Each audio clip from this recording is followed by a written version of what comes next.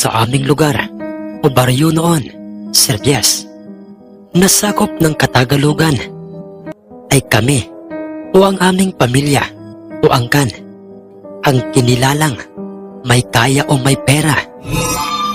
At nasabi ko yun, Sir Jess, dahil po sa pinamanahan ng aking lolo, ang aking amang si Itay Arnold, ng malawak na lupain sa bundok na merong mga tanim na mga niyog na siyang aming ipinapakopra o ipinapalukad sa aming dalawang kinuhang maging katiwala doon na si Mang Tasyo at si Mang Benito, at sila ay aming mismong kabaryo. Hindi lamang malawak na lupain sa bundok ang ipinamana ng aking butihing yumaong si Lolo Tomas, kina Itay at sa kanyang mga kapatid, kundi pinamanahan din sila ni Lolo ng mga palayan na nasa aming mismong baryo. Ipinamana niya ang mga nasabing lupain at palayan sa paraang kanyang hinati-hati ito o ni Lolo nang siya'y nabubuhay pa noon sa apat, dahil sa apat na magkakapatid, sina Itay, at lahat sila ay lalaki at si Itay ang panganay sa lahat. Pare-pareho ang sukat ng mga lupain at palayan ginawa yun ni Lolo upang walang inggitan at walang mangyayaring samaan ng loob sa pagitan nila Itay at ng kanyang tatlong mga kapatid. Ginawa rin yun ni Lolo dahil sa isang pinakamahalagang rason, sapagkat ayon sa kanya nang siya'y nabubuhay pa mga anak, ang mga palayan at mga lupain sa bundok ay ang mga yamang iiwan namin sa inyo. At alam kong malaki ang maitutulong noon sa inyong mga pamilya. Mawala man kami ng inyong ina sa mundong ito, ay nakatitiyak kaming magiging maayos ang inyong pamilya at pamumuhay. Totoong lahat ang mga sinabing yun ni Lolo at nangyaring lahat dahil malaki ang naitulong sa aming buhay ng mga produkto sa aming bundok, mga niyog na ginagawang kopra at ibinibinta sa aming bayan, mga saging at kung ano-ano pa. Ganoon din sa aming palayan. May bigas na kaming istak sa aming budigay, ay meron pa kaming mga sako-sakong ibinibinta sa aming mga kabaryong mga walang sariling pag-aaring palayan. Hindi kami mayaman, pero ramdam ko sa aming pamilya noon na kami ay hindi kinukulang ng aming pangangailangan. Ganoon pa may, sa kabila ng kaginhawaang tinatamasa ng aming angkan o ng aming pamilya, ay alam ko sa aking sarili at maging sa iba pang mga taong nakakakilala kina Itay at sa aking mga tiyuhing, hindi kailanman nagdamot, nagyabang o binago ng karangyaan ng buhay ang aming angkan, sapagkat bago pumanaw o nawala sa mundo sina Lolo at Lolay, ay meron silang mahigpit na itinagubilin sa magkakapatid na sina Itay.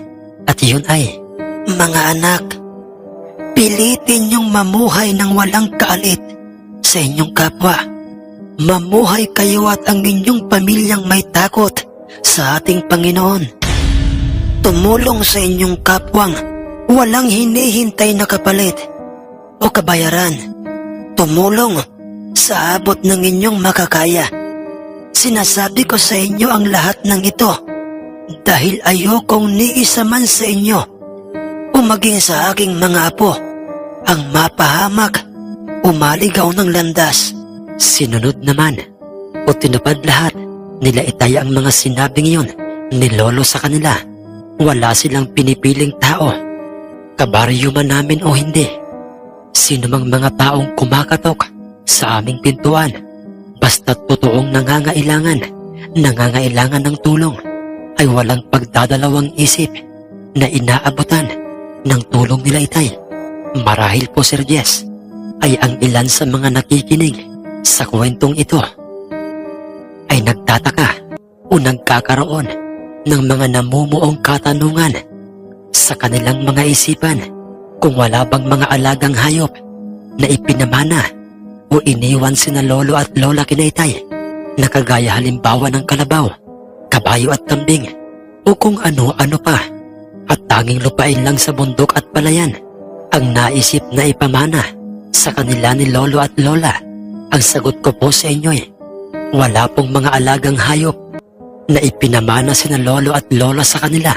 Pero mapagmahal at maalaga sa mga hayop itong sina Itay. Katunayan po isa sa kanilang inaalagaan at itinuturing ng tao at mabuting kaibigan ay ang kani-kanilang mga alagang mga manok panabong. Opo, Sir Yes, mga kamundo, maging sina Itay at ang kanyang mga kapatid at si Lolo Tomas ay naimpluwensyahan din ng mga tinatawag na sabungero. Subalit, hindi sila katulad ng ibang mga sabungerong ibibili na lang ng pagkain ng kani-kanilang mga pamilya ay nagagawa pa nilang ipusta sa sabong ang kanilang mga natitirang pera. Dahil sina Itay ay mayroong tinatawag na kontrol sa kanilang kinahiligang bisyo o sugal. Hindi sila sagad at meron silang limitasyon sa paraang pagramdam na nilang minamalas na nga sila sa sabong ay sila'y umuuwi na. Walang kargada, walang mutya, usaping dinadala sa kanilang mga dalang panabong. Dahil para sa kanila kung sweswertehin ang iyong panabong ay mananalo ito na kahit pa'y tad-tad ng mutya, usal at dasal ang kanyang makakatunggaling panabong. Subalit habang tumatagal ay paunti-unting naglalaho sa kanilang isipan ang paniniwalang yon. Dahil Kuya Arnold, ano kaya kung subukan nating maghanap ng mutya sa bundok? Wala naman sigurong masama o mawawala kung ating susubukang gumamit noon para sa ating mga panabong, di ba? ang nooy tanong ni Tio Maximo kay Itay, ang sumunod na kapatid ni Itay. Nang minsang silang apat na magkakapatid ay nag-iinuman sa silong ng malaking punong manggang nasa gilid ng aming bahay. At hapon ng mga pagkakataong yon at ang sinabing yon ni Tio Maximo kay Itay ay siya namang sinang-ayunan ng dalawang tiyuhin ko pang, sina Tio Agosto at si Tio Wilfredo. Kung kaya't, Bakit mo naman nasabi at naisipan yan? Ha, Maximo? ang nooy pabalik tanong ni Itay sa kanya. Kasi kuya, wala ka bang napapansin? Matagal na tayong nagsasabong ng patas o walang kargadang mutya sa ating mga panabong, pero halos karamihan sa mga nananalong panabong ay yung mga panabong ng mga sabongerong may mga kargang mutya para sa kanilang panabong. Hindi ba mga utol? Ang sabi pa ni Tio Maximo kay Itay. Totoong lahat ng yan, Kuya Arnold. Dahil sa tingin ko'y maiba-iba kung meron kargadang mutya ang ating mga panabong, di ba? Dahil pansin ko sa isang panabong na merong mutya sa tuwing ito'y nasa bakbakan ay parang hindi ito agad-agad na namamatay kahit pa'y tad-tad na ito ng tusok ng taray sa kanyang buong katawan. Samantalang pag walang kargang mutya ang isang panabong ay mabigwasan lang ng isa, 2 o 3 palo ay nangingisay-ngisay na agad. Ang sabi naman ni Tio Agosto. Bukod pa doon, mga utol, parang hindi agad-agad na hinihingal ang isang panabong na mayroong kargadang mutya. Ang pahabol namang pagkakasabi ng kanilang bunsong kapatid na si Tio Wilfredo. Subalit, nagimbal silang lahat sa isinagot sa kanila ni Itay Arnold dahil At nagagawa nitong makipagpatayan kahit pa'y nakalaylay na ang kanyang mga bituka. Lumalaban ito, patay kung patay, hanggang sa kanyang huling hiningay ay nagagawa pa rin niyang umalo sa pag-asang kaya pa niyang ipanalo ang laban. Di ba mga utol? nanlaki ang mga mata ng 3 kong mga tiyuhin nang marinig nilang sinabi yun ni Itay sa kanila, sapagkat hindi yon ang kanilang inaasahang marinig kay Itay. Kung sa bagay ay may punto kayong 3, dahil sa halos lahat sa mga sabongerong pumupuntang sabungan ay may mga tangang kargada o mutya para sa kanilang mga panabong. Pero papaano? Papaano tayo magkakaroon ng mutya? Iyang pagkakaalam ko'y hindi yun basta-basta nakukuha. Dagdag pang sabi ni Itay, dahilan upang mapaisip ang kanyang tatlong mga kapatid at doy na nariwa sa isip ni Itay ang kwento sa kanya ng aming dalawang katiwala sa bundok na si Mang Tasyo at si Mang Benito. Nang minsang nagtitingkal ng lukad ang mga ito sa aming koprahan at ang kwento ng dalaway ay ang tungkol sa mutyang ngipin ng kalabaw kung saan ay pinaniniwalaang mabisang-mabisa itong pampaswerte hindi lamang sa sabong kundi maging sa taong nagmamayari noon o kusang biniyayaan ng nasabing ngipin ng kalabaw. At ang bisa noon sa isang panabong sa oras na hawak ng isang taong may ganoong mutya ay ito'y magkakaroon ng dobleng resistensya at lakas sa bakbakan ng kanyang ibibitaw na panabong. Ngunit masyadong matagal ang proseso bago makakuha ng mutyang ngipin ng kalabaw sa kung papaanong kusang ihuhulog ng isang kalabaw ang kanyang ngipin sa mismong tubugan. At nang mabanggit yun o maikwento ni Itay sa kanyang mga kapatid ay kagaya ng inisip ni Itay, yun din ang kanilang sinabi. Imposibleng makatsyempong kusang iluluwa ng kalabaw ang kanyang ngipin at higit sa lahat ay wala rin silang mga alagang kalabaw kung kaya't ay nawalan sila ng pag-asang magkaroon ng mutyang ngipin ng kalabaw at nag-isip sila ng iba pang mga mutyang makikita sa kabundukan. Mga utol, pamilyar ba kayo sa tinatawag na mutya ng baging? O yung kwento sa akin ng aking namayapang biyanang magsasabong? Yung bang magkabuhol na baging at yun daw ang kalimitang gustong makuha ng isang tagabitaw. Yung ganoong mutya dahil sa bihirang makakita ng ganoong klaseng mutya o yung magkabuhol na baging. Ang sabi ni Tio Maximo, kina Itay. Bakit, Kuya Maximo? Paano ba gamitin ang mutyang yun? Ang nooy tanong naman ni Tio Agosto sa kanya. Ayon sa aking biyanan, kapag ka nagkaroon ka o nakakita ka ng ganoong mutya ay kinakailangan kumudlit ka doon ng kahit na kapirasong balat o kahit na kaunti. At huwag mong puputulin yun o yung nakita mong magkabuhol na baging. At yung kinuha mong balat o tinapyas mong balat ng baging ay siyang isisiksik mo sa paang pagkakabitan ng tari o kadikit mismo ng tali at ng tari. Pero kinakailangan mong mag-ingat na walang sino man ang makakakita sa iyo habang yun ay sinisiksik mo sa paanan ng iyong panabong dahil masusumpa ang mutyang yun. At sa oras na ibibitaw mo na ang iyong panabong ay kinakailangan mo munang umikot ng isang beses sa loob mismo ng sabungan. At pag nagawa mo na yun at nagbanggaan ng dalawang panabong, ay paniguradong hindi hahayaan pa ng panabong mo na makaganti pa ng pagpalo sa kanya ang kanyang katunggaling panabong dahil sa ito'y kanya ng kikikigan hanggang sa ito'y matudas. Ang sabi sa kanila ni Tio Maximo, kung kaya't ay napagpasyahan na nga nilang apat na pagsapit ng kinaumagahan at nagkataon pang araw ng Biyernes ay kanilang gagalugarin ang gubat upang makahanap ng ganoong mutya. Ang mutyang magkabuhol na baging, subalit nang sumapit na nga ang kinaumagahan at silang apat na magkakapatid ay makikita ng magkakasamang binabagtas ang daan patungong gubat upang magbakasakaling makakakita sila doon ng nasabing mutya.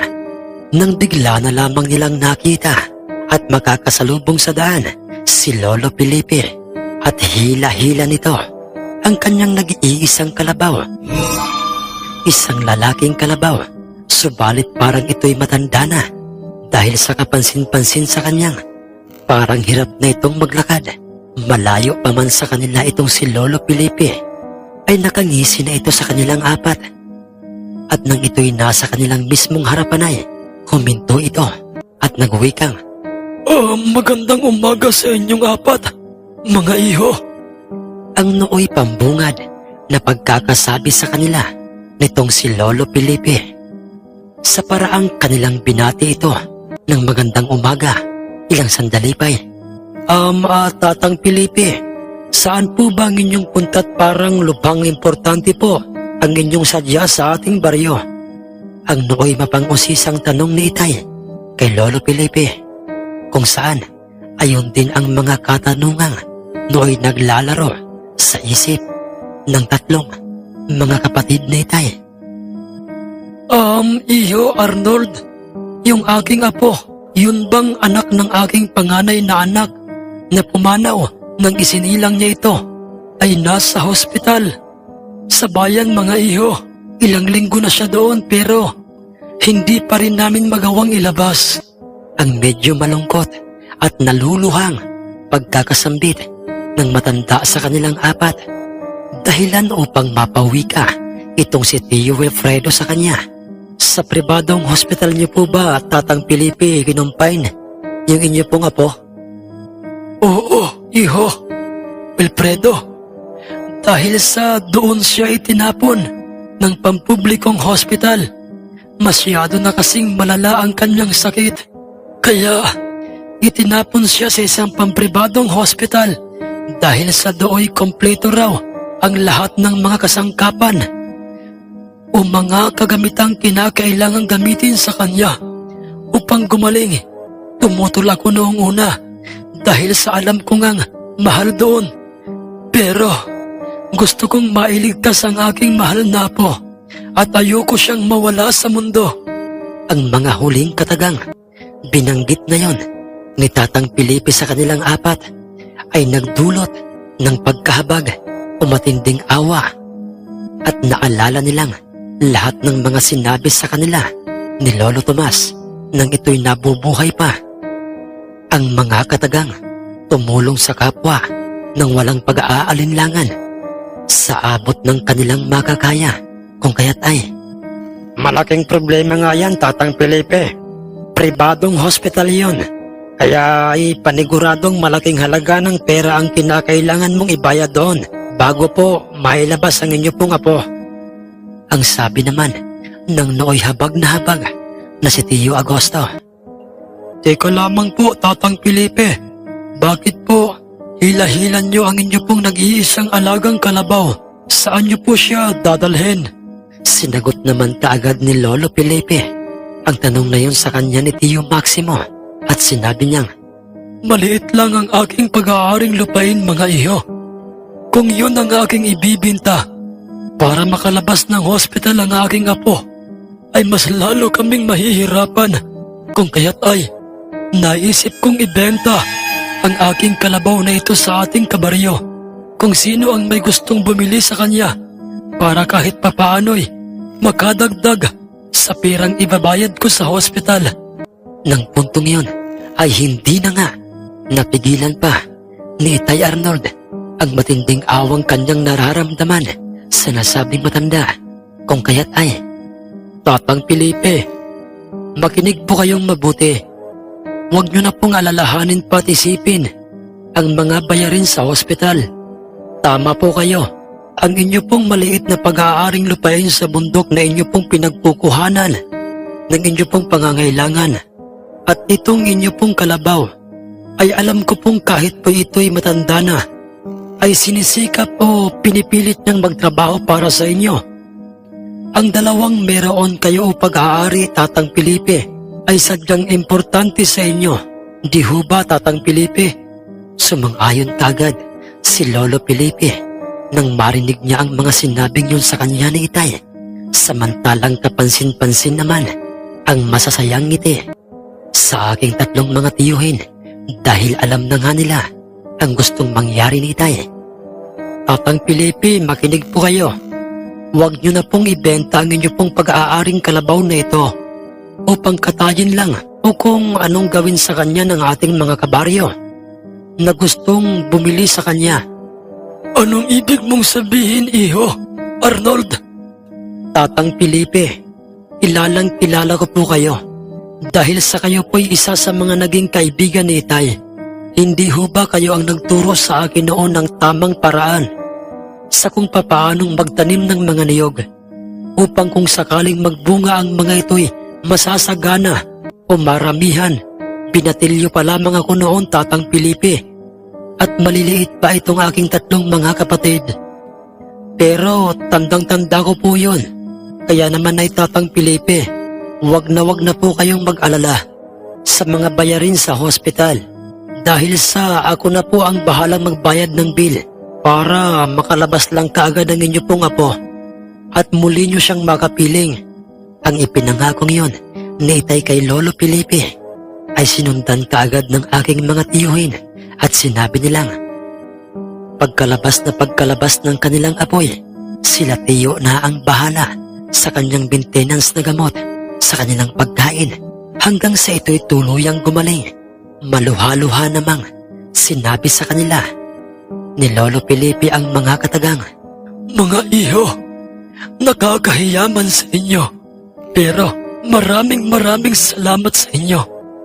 Lahat kayo, ang mga ugali nyo'y katulad ng inyong amang si Kaibigang Tomas. Lahat kayo ay nagmana sa kanya. Marami na siyang naitulong sa akin noon at maging sa ngayon, nawala man siya ay nariyan pa rin kayo na mga mabubuting mga tao." Tatang Felipe, naghahanda kaming tumulong sa kapwa, lalo na sa tulad nyo, nang walang kapalit. Ang sabi sa kanya ni Itay, subalit mariing tinutulan yon ni Lolo Felipe. Sa halip ay, "Hindi pwede yan, mga apo. Lalong-lalo na sa iyo, Arnold. Hindi ako papayag na sa pagkakataong ito ay tatanggihan niyo ako o ang gusto kong mangyari. Alam kong hindi kayo naniniwala sa mga mutya at maging ang inyong ama, lalo na pag ginamit yun sa sabong. Pero iginagarantiya ko sa inyong totoo ang mutya at alam kong sa pagkakataong ito ay kayo'y naniniwala na sa mutya. Di ba?" Ano pong ibig mong sabihin, Tatang Felipe? Ang nagtatakang tanong sa kanya ni Itay. "Mga iho, ang kalabaw ko na ito ay hindi talaga sa akin. Minsan ko lamang itong nakitang nakalublob sa tubugan nang ako'y nag-uuling. Ang kalabaw na ito ay isang engkantado at ang ngipin nito ay kinakailangang mapa sa inyo. Sa oras na ito'y kanyang iluwa o mahulog sa kanyang mismong bunganga." Sa mga sinabing yun sa kanila nitong si Lolo Felipe, ay mas lalo pa nga silang kinutubang. Totoo nga ang mutya, agimat o bertod, lalo na't parang nahuhulaan na ng matanda ang kanilang sadya sa bundok. Kung kaya't ay mariin nilang tinitigan ang kabuuan ng nasabing matandang kalabaw. Mahina na ito kung ito'y titingnan, kung kaya't napaisip itong si Itay at sinabi niyang, "Sige po, Tatang Felipe, ako na pong bahala dyan sa inyo pong alagang kalabaw. At pangako po, Lolo Felipe, aalagaan ko po yan ng katulad ng inyo pong ginagawa sa kanya." Ang sinabing yun ni Itay kay Lolo Felipe ay mabilis namang sinang-ayunan ng kanyang 3 mga kapatid. At ang tungkol po sa ipinangako namin sa inyo, Lolo Felipe, ay amin pong tutuparin yun. Kami na pong bahala sa lahat at wag na po kayong mag-alala. Muling nagpasalamat ng paulit-ulit at taos sa kanyang puso itong si Lolo Felipe, kina Itay, at ang nasabing matandang kalabaw at isang engkantado ayon kay Lolo Felipe ay kay Itay Arnold. Napunta ang pangangalaga doon. Nailabas ng ligtas sa nasabing pampribadong hospital ang apo ni Lolo Felipe at binigyan pa sila ni Itay ng isang sakong bigas. at gamit ang sariling pag-aari at alagang kalabaw ng aming kabaryong si Mang Enteng ay yun ang ginamit niya upang hilahin at ilagay sa paragos ng kanyang kalabaw ang isang sakong bigas at kanya itong dinala sa kubo nila Lolo Felipe. Ang kalabaw na yon na nasa aming pangangalaga ay pinangalanan at tinawag ni Itay sa pangalang si Pangkoy. Hindi ko alam kung bakit yun ang naisip ni Itay na itawag sa kanya. Nung unay, napapangiti hindi lamang si Tiyo, kundi maging ako may sa tuwing naririnig naming tinatawag ni Itay si Pangkoy. Pero nang lumaoy, para bang nasanay na kami na yun ang aming itawag sa kanya. At katulad niya nang sinabi o mga ipinangako ni Itay kay Lolo Felipe, iningatan namin at inalagaan si Pangkoy at itinuring namin siyang kaibigan, bagamat alam naming ito'y matanda na at medyo hirap ng kumilos. Pero kapansin-pansin sa kanyang mga mata at kilos na para bang gusto niyang tumulong kay Itay dahil sa tuwing si Itay ay nagbabalak na umahon sa aming bundok upang bisitahin ang mga niyugan at iba pang mga tanim doon, ay pilit itong tumatayo mula sa lupang damuhang nasa mismong likuran ng aming bahay at nakasentro sa nooy meron ng sakbit na itak na si Itay Arnold. Ang kanyang paningin, ramdam at pansin yun ni Itay. Subalit, Pangkoy, huwag ka nang magpilit na sumama sa akin sa bundok. Baka masyado ka lang mahirapan. Dumito ka na lang sa likuran ng aming tahanan. O ang ibig kong sabihin ay dito, malapit sa aming tahanan. Total marami pa namang mga damo rito. At saka doon sa aming palayan ay meron ng mga tumubong mga damo doon. Jerome, anak, ikaw na ang bahalang mag-alaga kay Pangkoy. At aahon akong saglit sa ating bundok. Ang utos sa akin ni Itay na siya namang mabilis kong sinunod. Nakita ko pang hinihimas-himas ni Itay ang ulo ng aming alagang kalabaw. Bago ito, naglakad palayo ng aming tahanan. Nga pala anak, Jerome, mamayang mga 8:00, pakainin mo at painumin yang ating mga alagang mga nakataling panabong. Muli akong sumagot kay Itay ng magalang na pagsang-ayon at pagkatapos kong mapakain at mapainom ang aming mga alagang mga panabong ay ang kasunod kong ginaway. Inalis ko na sa kanyang pinagtaliang tuod ang tali ni Pangkoy at akin siyang inilipat sa mas madamong pwesto. Mabilis naman itong tumayo at sumunod sa akin. Subalit nang kami, Sir Jess, ay mapadaan sa isang tubugan, ulubluban ng kalabaw na nooy nakapwesto sa mismong tapat ng mataas at malaking punong basyad o pili, ay bigla na lamang itong huminto. Dahilan upang ako'y mapahinto na rin. At inisip kong baka gusto niyang magbabad doon o maglublob sa nasabing putikan. At hindi nga ako nagkamali, Sir Jess, dahil sa ito'y nakita kong marahang naglakad sa nasabing tubugan. At inilublob niya ang kanyang katawan. Ngumunguya-nguya pa ito, Sir Jess, na para bang kumakain ng candy o yung karaniwang makikitang ginagawa o ugali ng isang kalabaw. Busog naman ito at nakainom na rin siya ng tubig. Dahil sa malapit lang sa maliit na sapa ang pinagtalian sa kanya ni Itay, kung kaya't ay naisip kong pabayaan muna siya roon at aking itinali ang dulo ng lubid sa katawan ng malaking punong basyad at sinabi kong, dumito ka na muna, Pangkoy, kaibigan. Mamaya, babalikan kita rito upang muling ihanap ng madamong pwesto para muli kang makakain ng mga damo. Umunga-unga ito, Sir Jess, bilang sagot o pagsang-ayon sa mga sinabi ko sa kanya. Napangiti pa ako noon sapagkat ako'y natuwa, sapagkat parang tao talaga kung kumilos at mag-isip itong aming alagang kalabaw.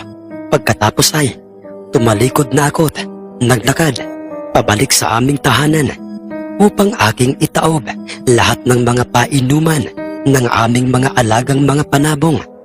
Isa pa kasi yon sa mga tagubilin sa akin ni Itay, ang itaob ang mga painuman ng aming mga alagang mga panabong, lalo na kung mainit na ang panahon. Dahil sa baka makainom ng tubig na mainit ang aming mga panabong dahil sa sobrang sikat ng araw, at yun pa ang maging dahilan upang sila'y magkaroon ng sipon o sakit. At habang ako'y naglalakad na at binabagtas ko na ang daan pauwi sa aming tahanan, ay may nakita akong tatlong mga taong papasalubong sa akin. Paisa-isa ko na silang nakikilala habang sila'y papalapit na sa akin. At ganoon din ako sa kanila, at sila ay si Mang Isong, ang sabongerong taga-kabilang baryo. Nausap-usapang may mutyang nakuha galing sa uling at ginamit niyang pampaswerte sa sabong, at iyon ay mabisang-mabisa sa kanyang mga panabong, at makailang beses na niya itong napatunayan. Hindi naman nakapagtataka yun dahil sa itong si Mang Isong at ang kanyang dalawang kasamang sinamang Feliciano at si Mang Bartolome ay mga dating mag-uuling ng mga kahoy, at silang tatlo ang nooy usap-usapang nakakuha o nakakita ng nasabing mutyang galing sa uling na naging sintigas ng isang buhay na bato. At hindi lang silang tatlo ang mga sabongirong usap-usapang may mutya sa aming bayan noon, kundi meron pang iba at marami pa, at nasisiguro kong kilalang kilala silang tatlo nila Itay. Magandang umaga sa iyo, iho. Hindi ba't ikaw ang anak ni Arnold? Ang pambungad na tanong at pagkakasabi sa akin nitong si Mang Isong nang silang tatlo ay nasa aking mismong harapan na. Magalang ko namang sinagot at sinang-ayunan ang kanyang mga sinabing yun, at kasunod ay, Iho, nanggaling kami sa inyong tahanan, at ang pinakang sadya talaga namin dito sa inyo ay ang iyong amang si Arnold. Pero ayon sa iyong inay, kasalukuyan siyang nasa inyong bundok ngayon. Pero di bali na, pakisabi na lang sa iyong ama na gusto naming ibangga isa man sa inyong mga panabong ang aming panabong na isang kasilihing puti ang kanyang mga paa ngayong Sabadong darating, at sa aming mismong sityo gaganapin ang sabong sa sityo Kalumpang, at natitiyak kong alam ng iyong ama ang lugar na yon, ang mahabang sabi sa akin ni Mang Isong. At sinabi niya pang, pakisabi sa kanya, iho, ihintayin namin siya doon at ang kanyang panabong. Nga pala, maitanong ko lang sa iyo, nakikilala mo na ba kami? Sumagot naman ako sa kanya o sa kanilang tatlo, at sinabi kong, opo, kayo po ay si Mang Isong, taga kabilang baryo, at silang dalawa po na nasa inyong tabi ay si Mang Feliciano at si Mang Bartolome. Magaling, iho. Sige, papaano, iho? Wag na wag mong kalilimutang sabihin sa iyong ama ang aking mga sinabi sa iyo. Pagkatapos nooy nagpatuloy na ang mga itong naglakad, at naiwan akong nakatayong nag-iisip sa kung bakit si Itay o ang aming panabong ang naisip nilang gustong makabangga ng kanilang panabong. Pagkarating ni Itay sa aming tahanay, binanggit ko agad sa kanya ang tungkol sa nais na mangyari nila Mang Isong, at katulad ko'y yun din ang nasa isip ni Itay sa kung bakit isa sa aming mga panabong ang gusto nilang makabangga ng kanilang panabong na isang kasilihin. At maging ng aking tatlong mga tiyuhin, inisip nilang baka masyadong minamaliit ng mga ito ang mga panabong ni Itay, dahil sa alam nilang wala silang ginagamit na mutya para sa aming mga panabong. Ganoon pa may sinabi ni Itay sa aming, wala na tayong magagawa pa mga utol, kundi ang patulan o tanggapin ang nais nilang mangyari. Ang sinabing yun ni Itay ay dinugsungan kaagad ni Tio Maximo at sinabi niyang, Sisigurado ka ba Kuya Arnold? Wala tayong laban ng ating mga panabong sa katulad nila Isong na may kargadang mutya o pampaswerte sa larangan ng sabong. yun din ang nababanaag ko noon sa hitsura ng aking dalawa pang mga tiyuhin. Subalit, Alam ko yon Tol, Maximo. Pero mas lalong hindi magandang tingnan kung tatanggi tayo sa nais nilang mangyari. Iisipin nilang naduduwag tayo, hindi ba? ang sagot ni Itay na siya namang mabilis na sinundan nitong si Tio Wilfredo. Kung ganoon, Kuya, alin sa panabong mo ang napipisil mong ibangga sa kanyang panabong? Si Luis, ang aking binabaing mayahin. Siya ang naisip kong ilaban sa kanyang panabong dahil ang iba sa aking mga panabong ay mga bagong lugon at saka hindi ko alam kung bakit kanina pang parang merong nag-uudyok sa akin o nag-uutos na siya ang aking ibangga. Sa sinasabing kasilihing puti ang mga paa nila Isong, Masyadong nahiwagaan sina Tio sa mga katagang sinabing yun ni Itay. Subalit, ramdam nilang seryoso si Itay at hindi ito nagbibiro sa kanyang mga binitawang mga salita. Sige na mga utol, sa araw na yon ay ihanda ninyo ang inyong mga sarili. Dadayo tayo sa Sitio Kalumpang, dala ang ating binabaing mayahing si Luis. Nga pala anak, Jerome, nasaan na si Pangkoy, ang ating alagang kalabaw?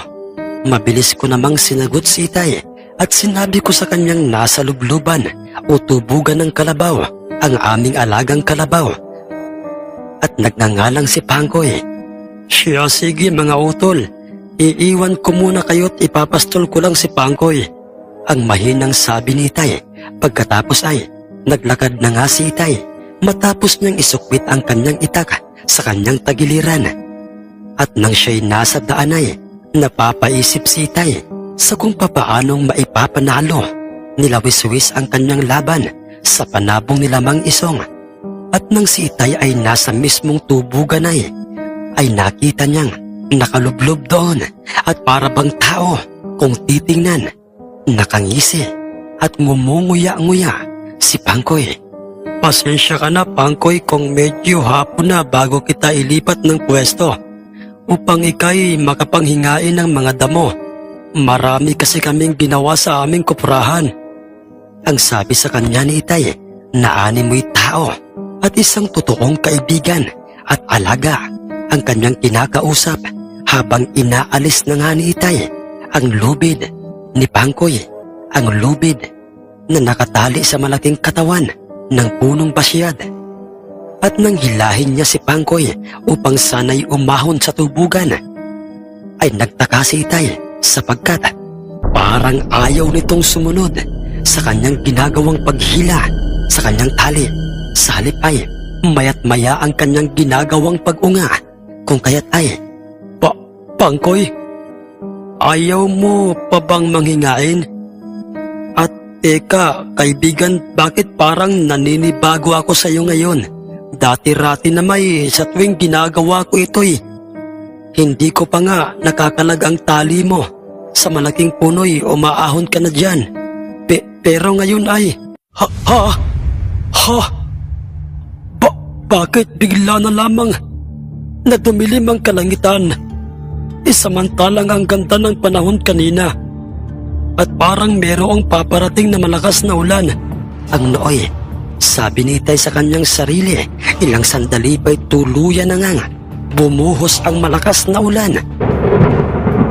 At sumama ang panahon ng mismong hapong yun, subalit nananatiling nakalublob sa tubugan si Pangkoy. At ito'y nakangising nakatingin sa nooy nagtatakang si Itay Arnold. Lumangit-ngit na ng malakas ang pagguhit ng kidlat sa kalangitan. Tumagundong ang kulog at nagliparan lahat ng mga tuyong dahon sa paligid dahil sa malakas na pagbayo ng hangin sa paligid. Wala namang ibinabalitang may paparating na bagyo ngayong araw na ito. Pero bakit bigla na lamang sumama ang panahon? Ang sabi pa ni Itay sa kanyang sarili at nang muli niyang ipinaling ang kanyang paningin sa aming alagang kalabaw, ay nakita niya itong marahan ng umaahon sa tubugan at naglalakad na. Papalapit sa kanyang harapan kung kaya't ay, Pangkoy, anong ibig sabihin ito? Totoo bang ikaw ay isang engkantado? ang sabi ni Itay, ilang sandali pa'y tuluyan na nga. Bahagyang dumilim ang paligid sa nasabing tubugan, subalit nagimbal si Itay sa kanyang nasaksihan. At naitapon pa niya ang lubid palayo sa kanya o ang tali ng aming kalabaw dahil nakita niya nga nagliliwanag o kumikislap ang mga mata ni Pangkoy habang ito'y ngumunguya-nguya. Hintakotang napaatras palayo sa kanya si Itay, ngunit nakapagtatakang para bang may kung anong enerhiyang nagsasabi sa isip ni Itay na huwag siyang lumayo o matakot sa kanyang nasasaksihan. Sa halip ay manatili siya sa lugar na yon. Tinangkapas sana ni Itay na igalaw ang kanyang katawan upang umalis sa lugar na yon. Subalit hindi niya kayang gawin yun sapagkat nagmistula na nga siyang estatwa sa kanyang kalagayan. Anong misteryo ba ito? Itay, inay, tulungan niyo po akong makalayo sa lugar na ito. Ang sabi ng kanyang isip, subalit nang muli niyang tiningnan ang Noy, nakatayong si Pangkoy, ay nakita niyang huminto na ito sa kanyang ginagawang pagmuya-nguya at inihulog nito sa lupa ang kanyang nag-iisang ngipin. At nang makita yun ni Itay, ay napawi ka siyang, Hindi. Totoo ba ito? Ang mutyang ngipin ng kalabaw. Hindi maaari ito. Anong misteryo ba ito? Ilang sandali pa'y pagkatapos na mailuwa ni Pangkoy ang kanyang nag-iisang ngipin at bumagsak yun sa mismong lupang nasa kanyang harapay. Lumublob na lamang ito sa lupa na parang nanghihina at doon pa lamang tuluyang naigalaw ni Itay ang kanyang katawan. Marahan niyang nilapitan ang nasabing ngipin ng kalabaw at kinuha, at nang ito'y nasa kanyang kamay na'y nagtaka si Itay dahil puting-puti ang nag-iisang ngipin na yun.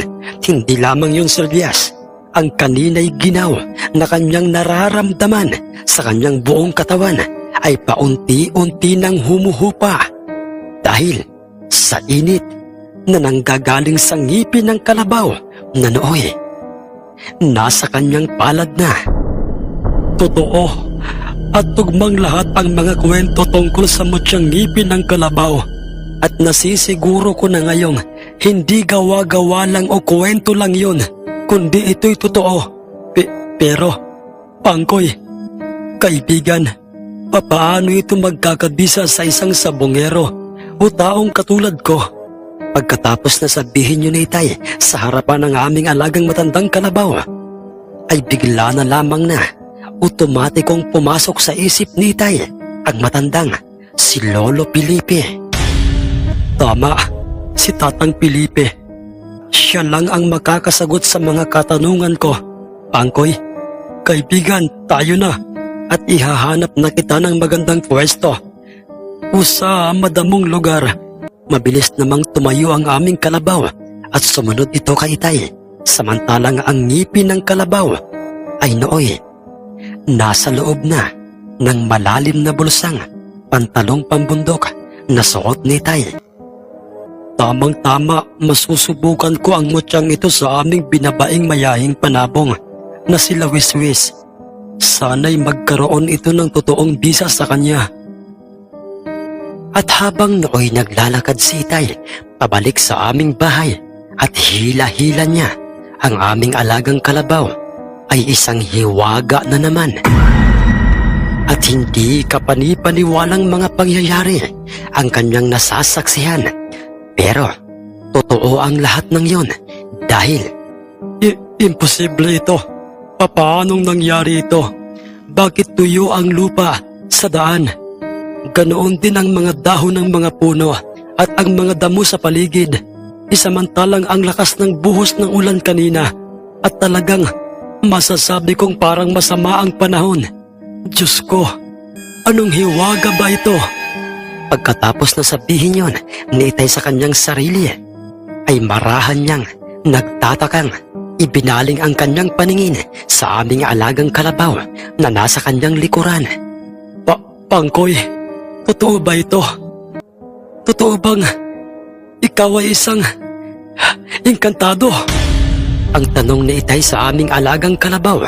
Pagkarating niya sa likuran ng aming tahanay, itinali niya kaagad sa punong niyog ang tali ni Pangkoy upang doon ito makapanghingain. At pagkatapos nooy, dahil sa maaga pa naman ng mga pagkakataong yon, kung kaya't nagpasya na nga si Itay na muling umahon sa bundok upang pumunta sa tahanan o kubo nila Lolo Felipe. Pagkarating doy, sa bungad pa lang ng pintuang bakod nila Lolo Felipe, ay ramdam na kaagad ng matandang merong taglay na mutya si Itay sapagkat ramdam ko ang enerhiyang nagmumula sa isang mutyang ngipin ng kalabaw na nasa iyong bulsa, Iho, Arnold.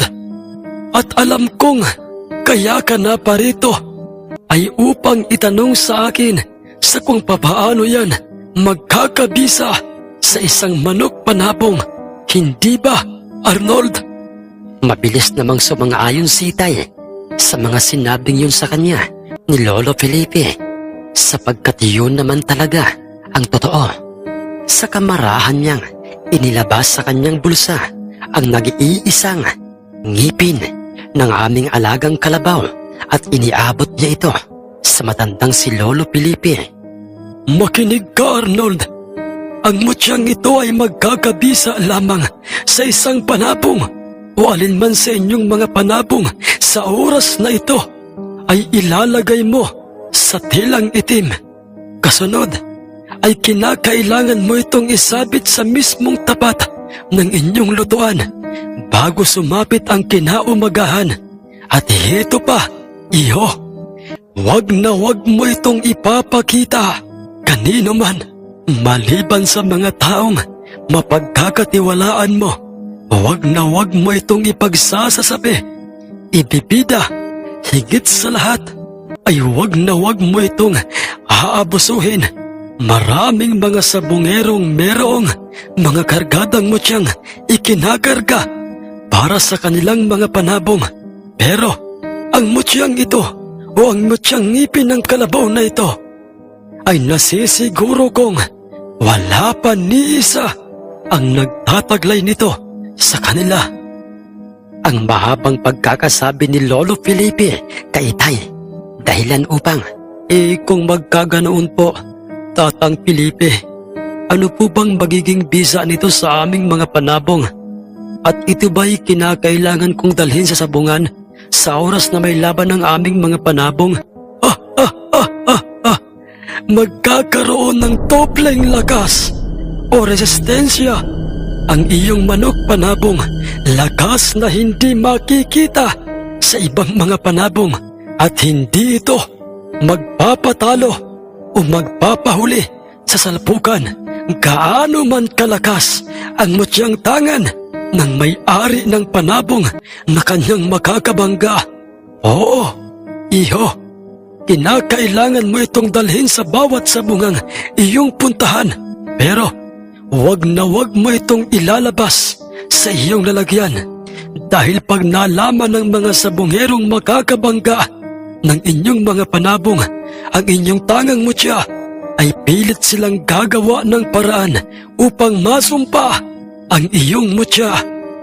Makailang beses na tumango-tango at nagpasalamat si Itay kay Lolo Felipe dahil sa mga tulong at mga paalalang sinabi sa kanya ni Lolo Felipe.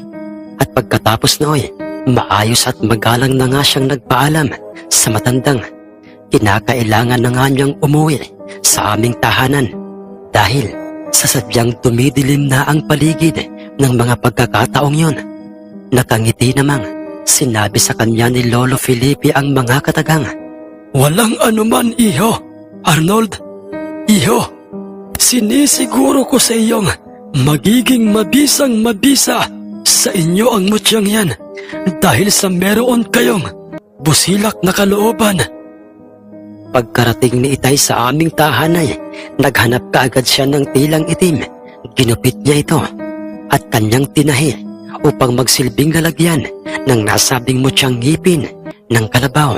Kasunod ay sinabit niya ito sa mismong tapat ng bubungan ng aming lutuan.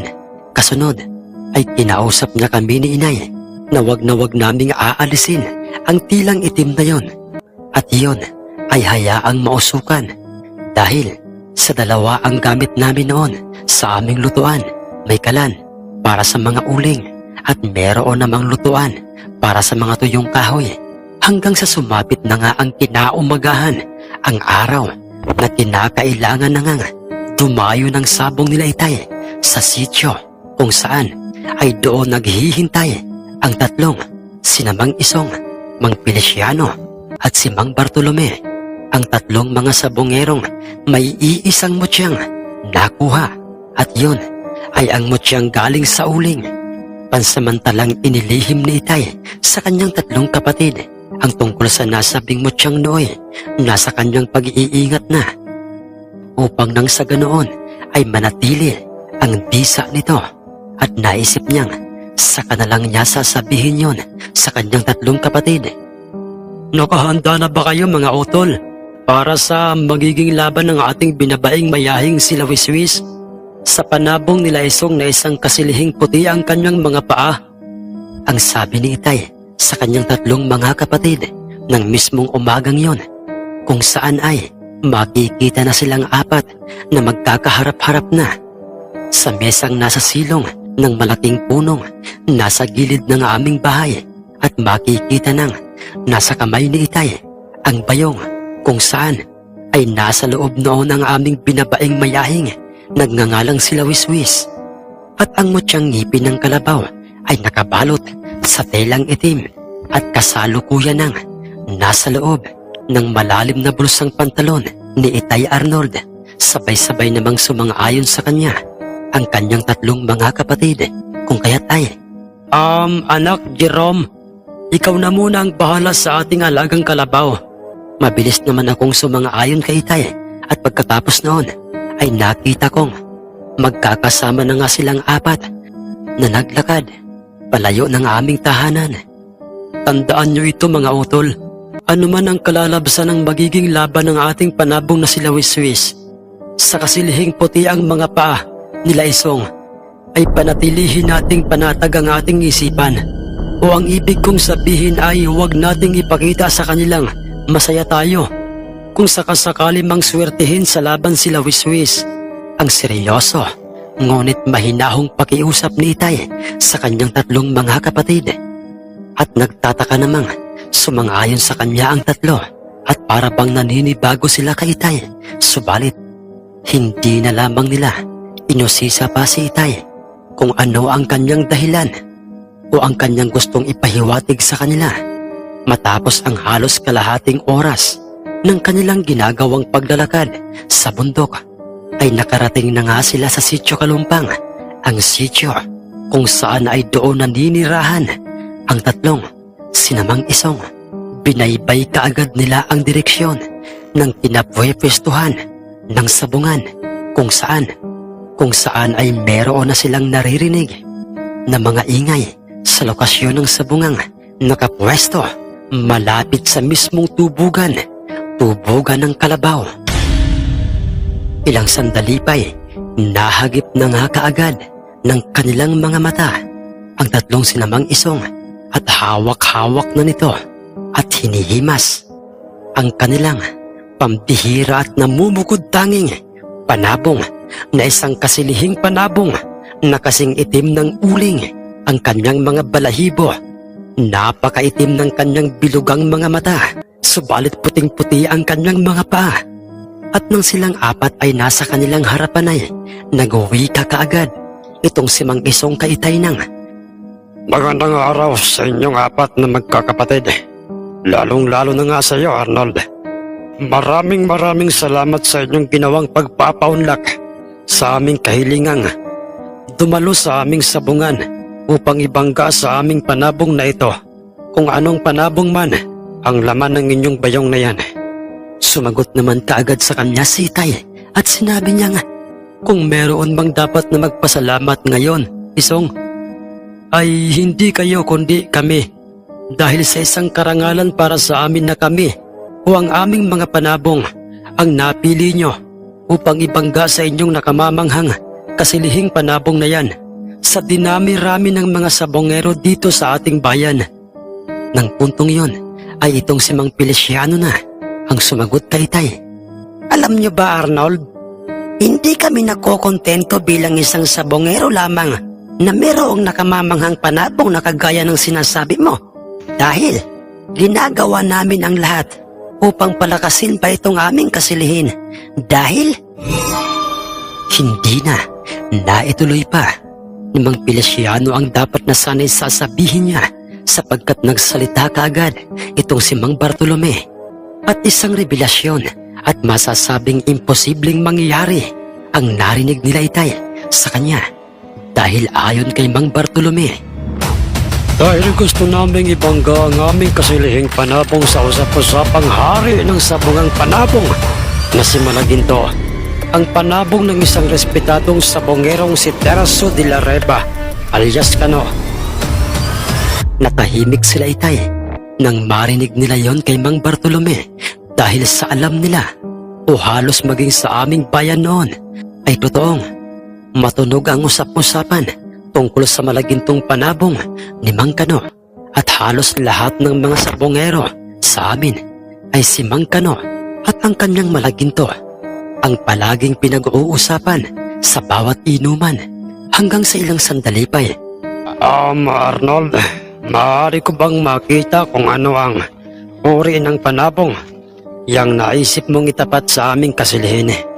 Ang sabi ni Mang Isong kay Itay, mabilis namang inilabas ni Tio Wilfredo sa loob ng bayong ang aming binabaing mayahin at doy. Isa palang binabaing mayahin yan. Yang napili niyong ibangga sa aming panabong. Bueno, sige Arnold. Kinontrata ko na ang Kristo at sentensyador ng sabungan. At sinabi ko ang ating mga panabong na ang unang paghaharapin sa gitnang bahagi ng sabungan sa oras na kayo'y dumating. Mabilis namang sumang-ayon si Itay sa mga sinabing yun sa kanila ni Mang Isong kung kaya't ay kumuha kaagad sila ng isa sa mga upahang magtatari sa nasabing sabungan na siyang magkakarga ng tari sa paanan ng aming binabaing mayahin. Kasunod ay magkakasama na nga silang pumasok sa loob ng sinaunang sabungan sina Itay kasama ang kanilang kinuhang magtatari at si Mang Isong at ang magtataring kaibigan niyang si Mang Feliciano. At pagkarating nila sa loob ng sabungay, iniutos kaagad sa kanila ng sentensyador ng sabungan. Nakargahan na kaagad nila ng tari ang bawat paanan ng kani-kanyang mga hawak na panabong. Napansin kaagad ni Itay na merong dinukot sa kanyang malalim na bulsa itong si Mang Isong. Ito'y kulay itim at parang bato. Isa itong batong uling. Ilang sandali pa'y ikinuskos niya ito sa mismong talim ng taring nooy ikinakarga ni Mang Feliciano sa kanilang panabong na isang kasilihin. At ang kanyang ginawang yon ang siyang naging dahilan ng biglaang pag-iktad ng kanilang kasilihing panabong. At kasabay ng pag-iktad nooy ay ang biglaang pagbabago ng asal nito. Naging agresibo ito at mabalasig. Samantalang meron ding napapansing kakaiba sa aming binabaing mayahin itong si Itay Arnold dahil pansin at ramdam na ramdam ni Itay ang nooy bigla ang pagbigat ng aming panabong. Ang bigat nito'y tumoble sa kanyang pangkaraniwang bigat habang ito'y kasalukuyan ng kinakargahan na ng tari ng kanilang kinuhang magtatari. Nagtataka man si Itay, subalit pinilit niya ang kanyang sariling iyon ay huwag ipahalata. Pumigat ang aming panabong na isang binabaing mayahin. Alinsabay nooy ay ang ginagawa nitong pagpupumiglas sa kamay ni Itay hanggang sa matagumpay na ngang parehong makargahan ng mga tari. Ang dalawang mga panabong, pinagharap na kaagad sila ng sentensyador ng sabungan.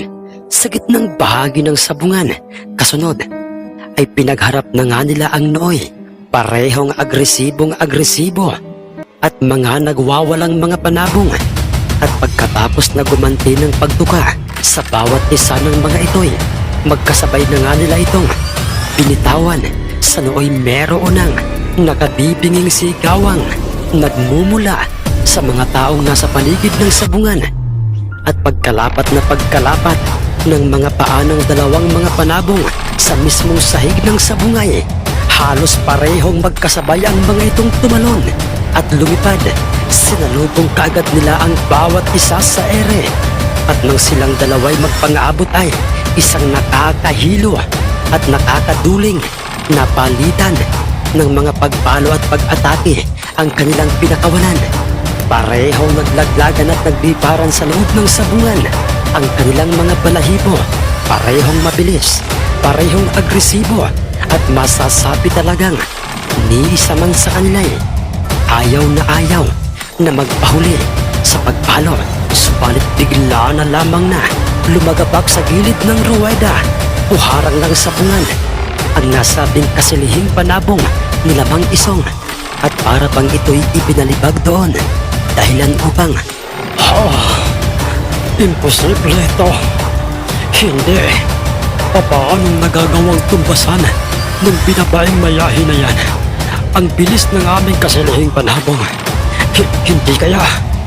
Ang nagtatakang sabi ni Mang Isong sa kanyang sarili, kung saan ay ganoon din ang nooy makikitang reaksyon sa mga hitsura ng dalawang sinamang Feliciano at Mang Bartolome. Pagtayo at pagtingala ng kasilihing panabong ay tatlong sunod-sunod at mabibilis na mga pagpalo kaagad ang kanyang tinamo mula sa paang may kargang tari ng aming mayahin, ang siyang naging dahilan ng kanyang panghihina. Tumalsik ito at napasadsad pa sa sahig ng sabungan. Hindi pa nakontento ang aming binabaing mayahin. Tinadtad niya ng tusok ng tari ang katawan ng nooy. Nakaluglob na at duguang kasilihing panabong. Panaag na ng pinaghalong pagtataka at kalungkutan ang hitsura ng tatlong silamang Isong, sapagkat nang iniangat na nga at sinuri ng sentensyador ng sabungan ang nasabing kasilihing panabong ni Lamang Isong, ay wala na itong buhay. Marami itong tinamong tusok at hiwa sa kanyang katawan galing sa kargadang tari ng aming binabaing mayahin. Patay na ang kanilang pambatong panabong, kung kaya't ay idiniklara kaagad ng sentensyador ng sabungang panalo ang binabaing mayahin nila Itay.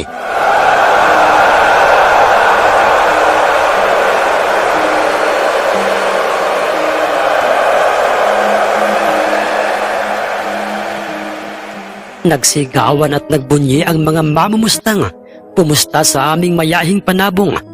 Partikular na nga ang ilan sa mga sabungerong kalugar namin na dumalo sa nasabing sabungan.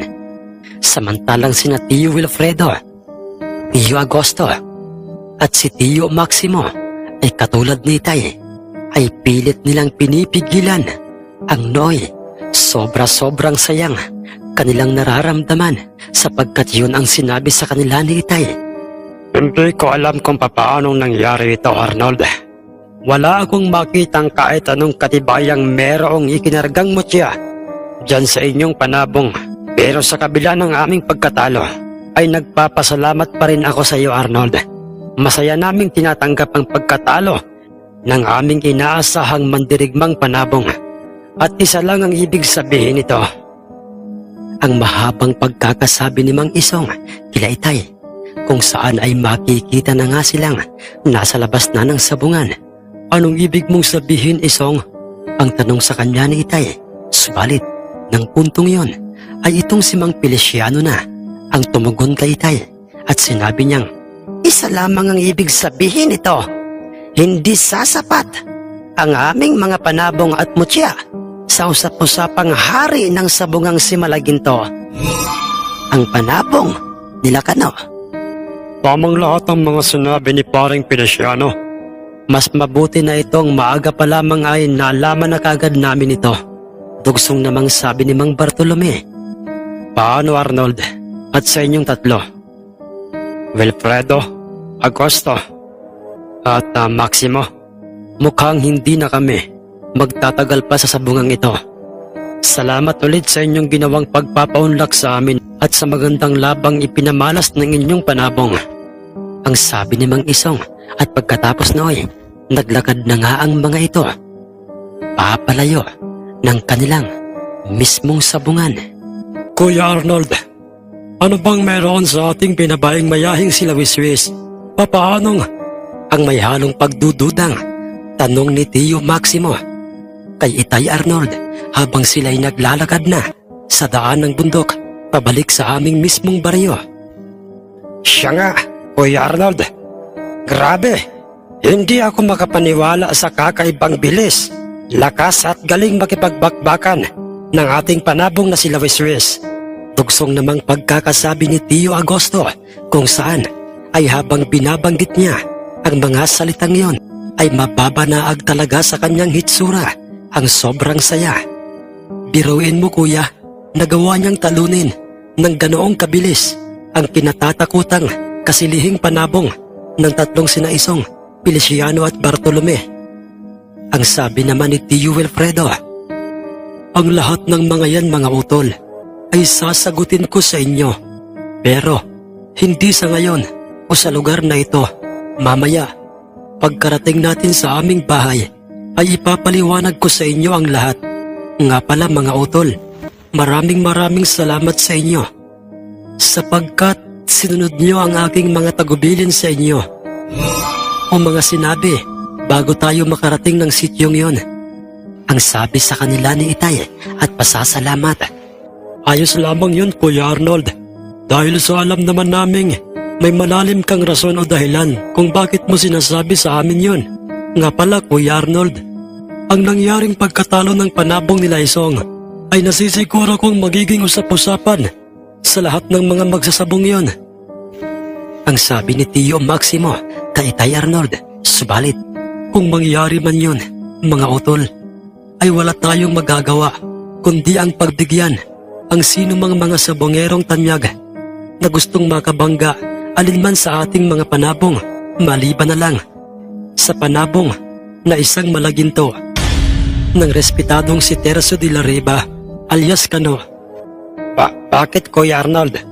Gaano nga ba talaga kadelikado ang Malagintong panabong na yon ni Kano? At bakit halos lahat ng mga sabongero dito ay ang pangalan niya at ang kanyang Malaginto ang kanilang palaging bukang bibig? Ang may pang-uusisang tanong ni Tio Agosto kay Itay. Malakas ang kutob kong bukod sa isang pambihirang panabong, ang kanilang Malagintong panabong na yon ay nasisiguro kong meron din itong tangang mutya, itong si Kano. At ang kanyang Malagintong panabong na yon ay merong pinagmulang mundo. Mundo? Pinagmulang mundo? Kuya Arnold, ang ibig mo bang sabihin ay isang engkantado ang kanilang Malagintong panabong na yon? Ang hindi makapaniwalang sabi ni Tio Wilfredo, kung kaya't ay sa ngayon ay hindi ako sigurado kung yun nga ay totoo. Pero yun ang matunog na usap-usapan ng mga sabongerong nakakausap ko, lalo na ng mga matatandang sabongero. At kung sakaling totoo ngang isang engkantado ang kanilang Malagintong panabong na yon, ay paniguradong walang sino man ang makakatalo sa kanya. Lalo na't napasakamay pa ito ng isang mabuting tao at sabongerong katulad ni Kano. Tagtag pang sabi ni Itay sa kanyang tatlong mga kapatid. Hanggang sa sila'y makarating na nga sa bunganga ng aming baryo, dumiretso kaagad sila sa aming tahanan. Dala ni Itay sila Wiswis at kay Tio Wilfredo naman ay ang bihag na kasilihing panabong nila Mang Isong Masayang masaya ako syempre dahil nagawang magtagumpay ng aming binabaing mayahin sa isang nakakatakot na mandirigmang kasilihing. Na mandirigmang kasilihing panabong, ipinagtimpla kaagad sila ni inay ng kape, samantalang sa akin naman ibinigay ni itay ang bihag na kasilihing panabong. Pumwesto kaagad sila itay sa silong ng malaking punong nasa gilid ng aming bahay. Habang sila'y humihigop ng mainit na kape. Makinig kayo mga utol, dahil meron akong importanteng bagay na sasabihin sa inyo at ito'y isang lihim at umaasa akong tayo-tayo lang ang dapat na makaalam dito. Ang sabi ni itay sa kanyang tatlong mga kapatid.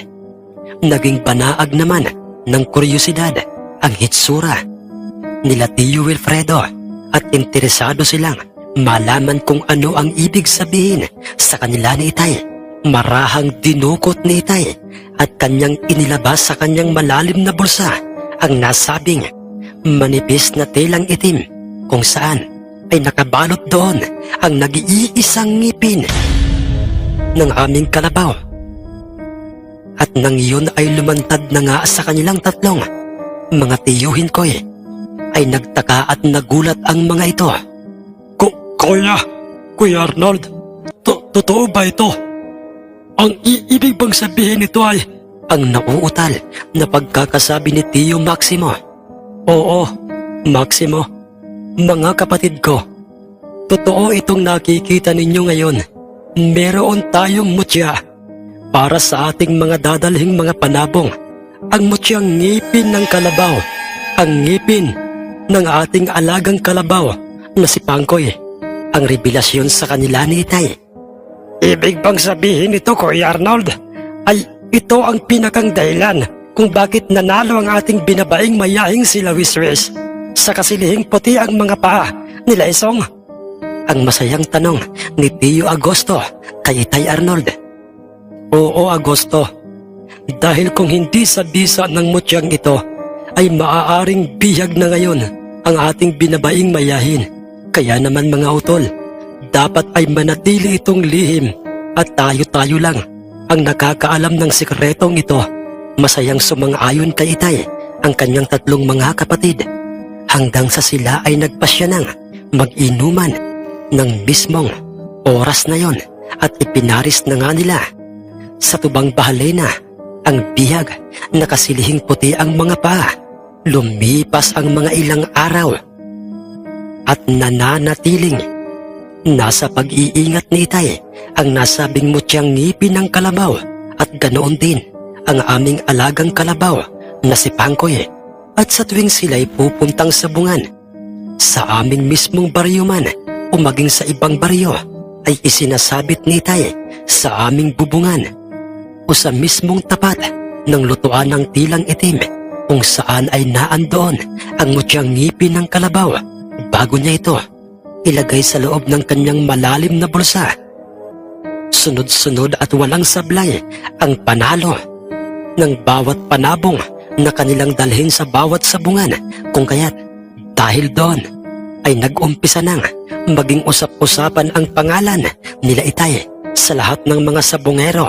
Mas nakilala sina itay at pinag-isipan na nga silang katulad ng ibang mga sabungero meron ng tangang mutya upang paswerte para sa kanilang mga dalang panabong. Subalit walang ni isa man sa kanila ang nagtagumpay na matukoy o malaman kung ano nga ba ang mutyang meron sila itay. Nananatili silang tahimik, kalmado at simple sa bawat sabungan.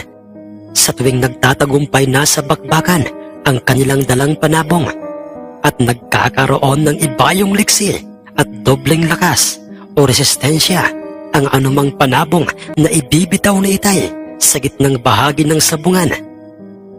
Hanggang sa isang araw noon at nagkataong araw ng linggo at merong magaganap na pistahan sa baryo ng pinsan nila Itay Arnold at nagngangalang si Tio Munching. Pinsang buo nila itay sa side ni Lolo Tomas. Kung kaya't ay walang pagdadalawang isip nilang pinagbigyan ang imbitasyon sa kanila ni Tio Monching. Kuya Arnold, bukas na ang piyesta sa baryo nila Pinsang Monching. Alin ba sa mga panabong natin ang ating dadalhin doon? Ang nooy tanong ni Tio Wilfredo kay Itay nang silang tatlo ay bumisita sa aming bahay. Mga utol, nakikita niyo ba yung aking bulik na pula? At yang sinibalang o panuksukang may berdeng kaliskis o lumuting mga paa? Tumango-tango naman. Bilang pagsang-ayon sa mga sinabi ni Itay, ang kanyang tatlong mga kapatid, matapos nilang maibaling ang kanilang paningin sa nooy, dalawang mga mandirigmang mga panabong kasunod ay, silang dalawa ang ating dadalhin sa baryo nila Pinsang Monching.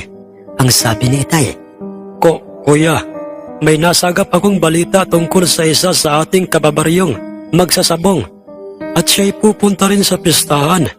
Ang sabi ni Tio Maximo kay Tay Arnold. Kung kaya't ay, ano yun utol, Maximo? Ang tanong sa kanya ni Itay. Kuya, si Mang Rupino. Na isang bantog at usap-usapang may mutyang galing sa punong saging at ginagamit niya sa kanyang mga panabong ay dadalo raw sa pistahan. Nag-aalala ako, kuya. Mga utol, baka kasi makursunadahan niya ang ating mga dadalhing mga panabong at madisgrasya sila sa kanyang mga panabong. Ang nag-aalalang sabi ni Tio Maximo, ganoon pa may. Walang problema pagdating sa usaping yan, Maximo. Mga utol, kung yun ang mangyayari ay tatanggapin natin ang kanyang hamon. Mga utol, makinig kayo at pakatandaan nyo ito. Isang taong sabongero lang at tanyag at isang panabong lang ang dapat nating iwasan sa bawat sabungan, at siya ay walang iba kundi si Terso de la Reba alias Kano at ang kanyang malagintong panabong, dahil nasisiguro kong mapapawalang bisa at mapapawalang saysay lang itong ating mutya sa kanyang malagintong panabong. Itong ating mutya sa kanyang malagintong panabong at usap-usapang hari ng sabungan. Nagimbal sila Tio sa mga katotohanang sinabi sa kanila ni Itay hanggang sa dumating na nga ang kinaumagahan. Maaga pa lamang ay naghanda na sila Itay upang sila'y pumuntang pistahan sa baryo nila Tio Monching. Dala nila ang dalawang bayong kung saan ay nasa loob noon ang aming pambatong, dalawang mga panabong, at nooy kasalukuyan na nga nilang binabagtas ang daan sa bundok patungong baryo nila Tio Monching. Pagkarating nila doon, isang tipikal na baryo at pistahan ang kanilang nasaksihan o nakita sa nasabing baryo. Dumiretso kaagad sila Itay sa bahay o tahanan nila Tio Monching at doon inasikaso kaagad sila Itay ng mga anak at asawa ni Tio Monching. Ipinaghanda kaagad sila ng makakain bago sila pumuntang sa bungang nooy. Nagkataong nakapwesto rin malapit sa tubugan ng kalabaw. Tayo na mga pinsan sa aming sabungan. Marami ng mga tao doon ngayon. Mga dayuhang mga magsasabong. Nga pala, mga pinsan si Mang Rupino.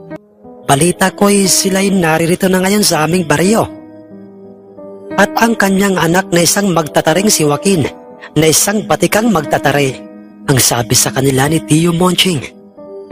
Wala namang naging problema doon, kina Itay, dahil sa ang katotohanay, ang panabong talaga nila Mang Rufino, ang kanilang gustong makabangga ng kanilang mga panabong. Pagkarating nila ng sabungay, isang matandang lalaki at mayaman ang kanilang nakitang nasa loob na ng sabungan at isang binatang merong dalang lalagyan ng mga tari. Katabi ang mga ito ng sintesyador ng sabungan at mas nakaagaw kaagad ng pansin sa kanilang lima o kina Itay ang dalawang hawak na panabong ng mag-amang si Mang Rupino at Joaquin, isang bangkas at isang abuhin. Parehong makikitang kondisyon na kondisyon ang dalawang mga panabong. Ilang sandali pa'y naibaling ng sintesyador ang kanyang paningin, kina Itay. Kasunod ay nakita nilang pinulungan ng sentensyador ng sabungan si Mang Rufino at pagkatapos ay may sinabi sa sentensyador ng sabungan itong si Mang Rufino hanggang sa makikita ng naglalakad ng palabas ng sabungan ang naturang sentensyador at lumapit ito sa harapan ng Noy. May himas-himas na bulik na si Itay Arnold. Mapalad kayo, Arnold, dahil sa kayo o ang inyong mga panabong na yan ang natipuhan ni Rufinong ibangga sa kanyang mga panabong. Ang Noy, direktang pagkakasabi kina Itay ng nasabing sentensyador. Sumagot naman sa kanya si Itay at sinabi niyang, Tama, at totoong lahat ang mga sinabi mong yan. Dahil ang isang ordinaryong sabongerong katulad namin, sa oras na ito, o ang kanyang dalang panabong, ay napili ng isang tanyag na sabongerong katulad ng mag-amang yan, ay masasabi talagang mapalad. at pagkatapos Noy, sinabi kaagad sa kanila ng sentensyador ng sabungan ang mga katagang. Kung magkaganoon, ay sige, maaari na kayong kumuha o pumili ng isa sa mga upahang mga magtatari na nasa sabungang ito upang maumpisahan na kaagad ang bakbakan ng inyong mga panabong. Pagkatapos na sabihin yun sa kanila ng sentensyador, ay tumalikod na ito at ito'y naglakad papasok ng sabungan. Mabilis namang itinuro ni Tio Monching kina Itay ang lugar kung saan ay nakatayo ang isang upahang magtataring kakilala nitong si Tio Monching at sinabi niyang, "Mga pinsan, siya si Claro, isa siya sa mga mahuhusay na magtatari dito sa aming baryo at maaari natin siyang kunin para magtari sa ating mga panabong." Mabilis namang sumang-ayon sa kanya sina Itay. Kasunod ay naglakad silang 5 at lumapit sila sa nasabing upahang magtataring nagngangalang si Mang Claro.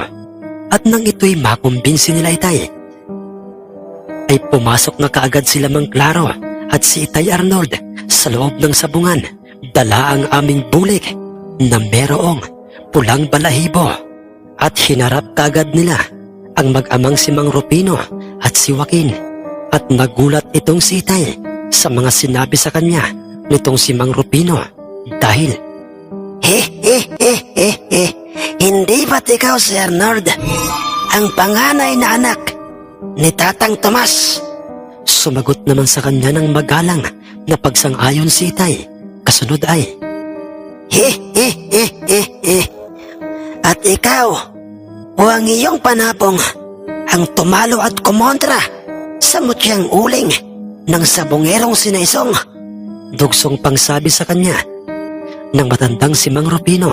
Subalit, natsambahan lang po yun, Mang Rufino, o nagkataon lang ba? Ang sagot sa kanya ni Itay. Subalit, Hindi kami naniniwala sa mga kasinungalingan mong yan, Arnold. Hindi kami bata na katulad ng nasa isip mo dahil alam naming meron kang kargadang mutya na ginamit para manalo ang iyong panabong sa panabong nila Isong. ang may diin at makahulugang sambit ni Joaquin kay Itay na siya namang sinundan kaagad ng kanyang amang si Mang Rufino at sinabi nitong, Tamang lahat ang mga sinabi nitong aking anak na si Joaquin. Arnold, tandaan mo ito.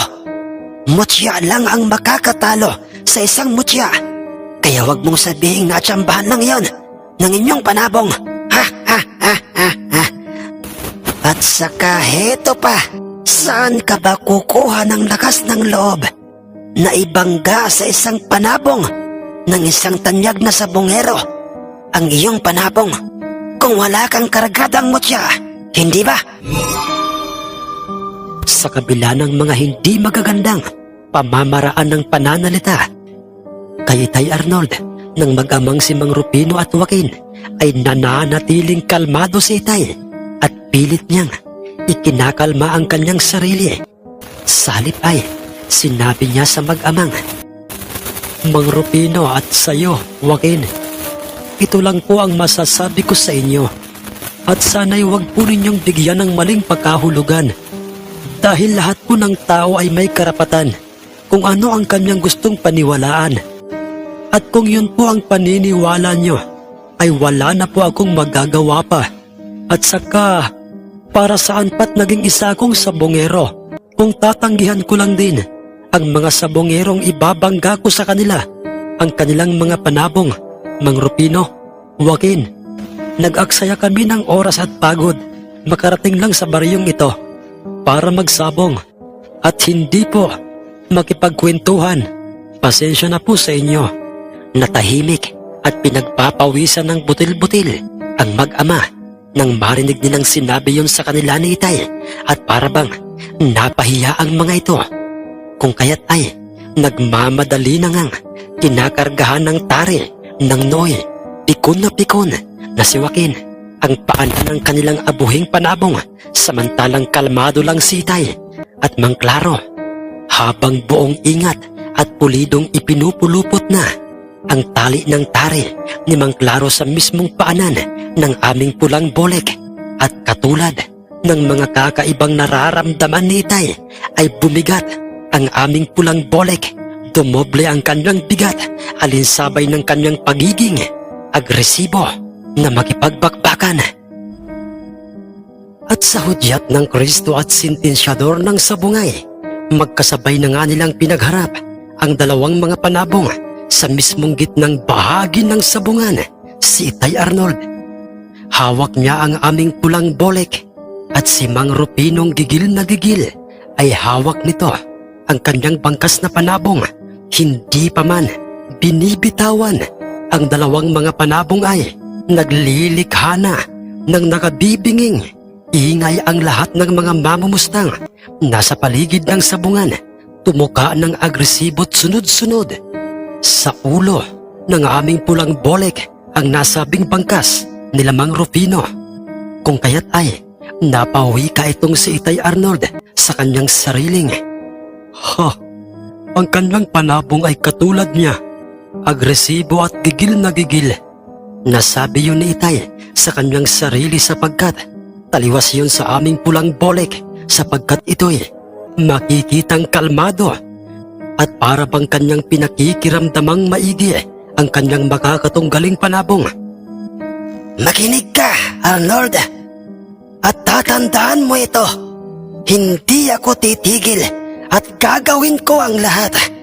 Mapisto ko lang kung anong lihim meron kayo. Dahil sa ako'y hindi katulad nila Isong. Ibahin mo ako, Arnold. Ang inis na pagkakasabi ng Nooy, pikon na pikong. Matandang mayamang si Mang Rufino, ganoon pa may. Sa kabila ng lahat ng kanyang mga sinasabing yon kay Itay Arnold, ay pilit na pinipigilan ni Itay ang kanyang pagkainis sa matanda. Hindi niya ito sinasagot at pagkatapos na, kalmadong gumanti ng pagtuka sa ulo ng bangkas, ang aming pulang bolek ay pinagharap nila itong muli at magkasabay nilang binitawan sa lupang siyang nagsisilbing sahig ng sabungan. Sumiwarik at pumailalim kaagad sa aming pulang bolek ang nasabing bangkas ni Mang Rufino.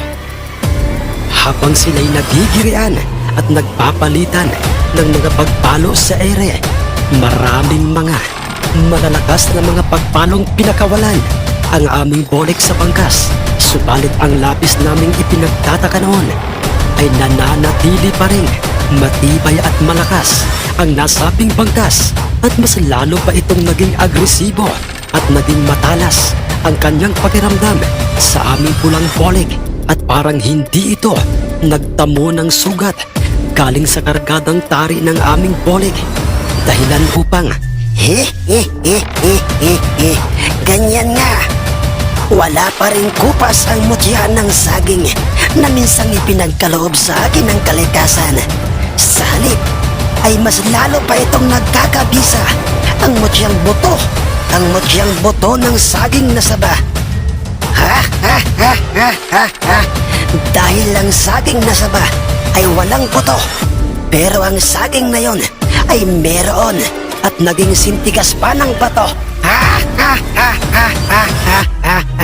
Ngayon, Hindi lang yung kargadang mutya mo ang mapapahiya ngayong araw na ito, kundi maging ang malagintong panapong mo kano. Ha ha ha ha ha ha. Ang Noy sabi ni Mang Rufino sa kanyang sarili habang nagigirian na ang dalawang panabong, subalit ng kanyang ipinaling ang kanyang paningin sa nooy kalmatong nakatayo. Katulad ni Mang Kano na si Itay Arnold ay napawi ka siya sa kanyang sariling. Ha? Bakit ni hindi man lang siya kagikitaan ng takot at pangamba sa kanyang panabong? Sa halip ay nananatili siyang kalmadong katulad ni Kano. Hindi maaari ito. Ang nagtatakang sabi ni Mang Rufino sa kanyang sarili at nang ipinaling niya ang kanyang paningin sa dalawang nagbabakbakang mga panabong ay nanlaki at halos lumuwa na ang kanyang mga mata at maging ng kanyang anak na si Joaquin sapagkat nagmistula ng taong nagmamakaawa at humihingi ng sakulolo ang kanilang bangkas.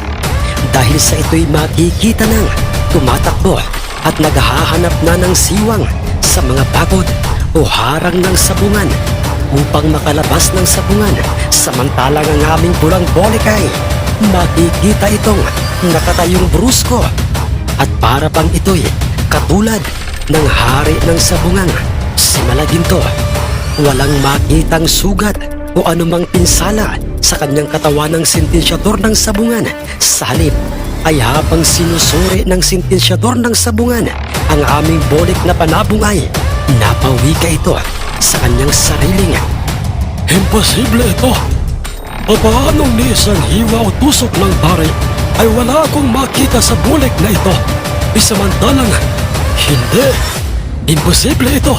Ang sabi ng sentensyador ng sabungan, samantalang Anong milagro ito? Papaanong winakwak ng karagadang tari ng bolik na pula ang tiyan at likuran ng aming bangkas? Ngayon lamang ito nangyari. Ngayon lang. Oh, ano nga bang meron sa taong itong si Arnold?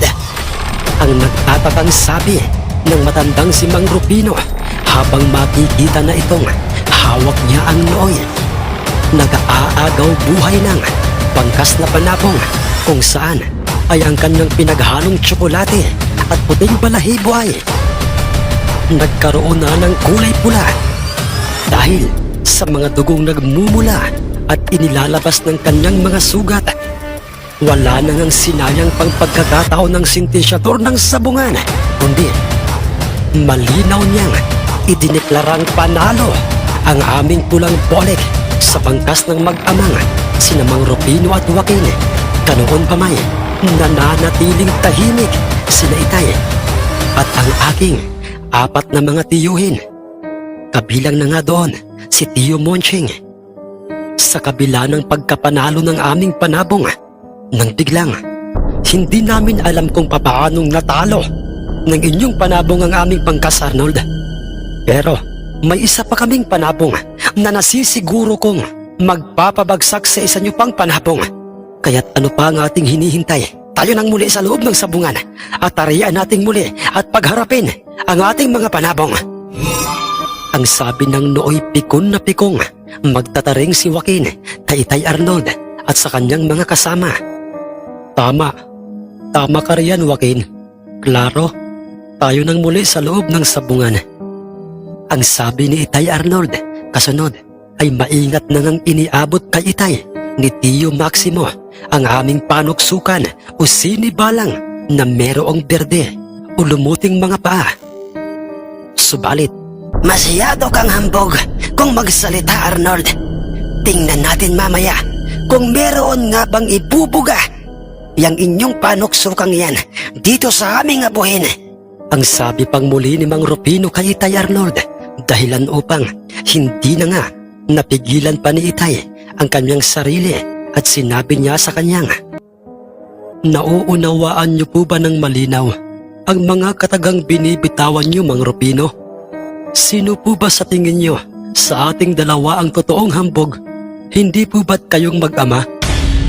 Nanlisik ang mga mata ng mag-ama nang marinig nilang sinabi yun sa kanila ni Itay.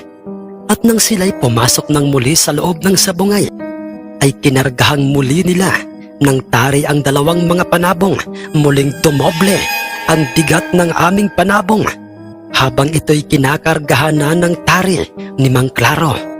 Samantalang nakita ni Itay sa kung papaanong merong dinukot at inilabas sa kanyang kaliwang bulsa itong matandang si Mang Rufino at isinubo niyang pilit sa kanyang abuhin ang kanyang mutyang buto ng saging.